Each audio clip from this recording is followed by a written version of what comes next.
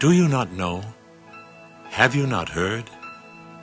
The Lord is the everlasting God, the creator of the ends of the earth.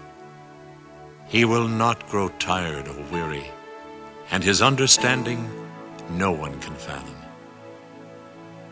He gives strength to the weary and increases the power of the weak.